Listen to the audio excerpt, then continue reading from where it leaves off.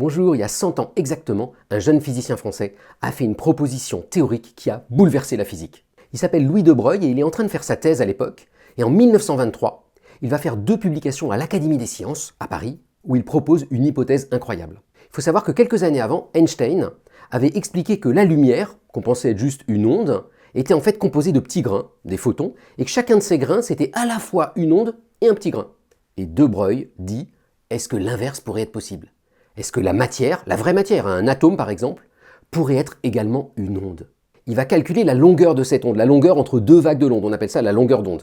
Et il trouve que la longueur d'onde, en gros, c'est une constante divisée par la masse fois la vitesse. Alors ça explique pourquoi vous n'êtes pas une onde. Avec votre masse, la longueur d'onde, elle ferait en gros 10 puissance moins 35 mètres, donc ça n'a absolument aucun sens de parler d'onde. Mais si vous prenez un objet très léger, par exemple un électron, et que vous le faites avancer délicatement, vous allez vous rendre compte que sa longueur d'onde, elle est petite, mais elle n'est pas du tout négligeable, elle vaut quelques nanomètres. Alors ça semble complètement délirant à l'époque, mais à peu près la même année, aux États-Unis, Davison et Germer vont faire une expérience qui va montrer que c'est vrai.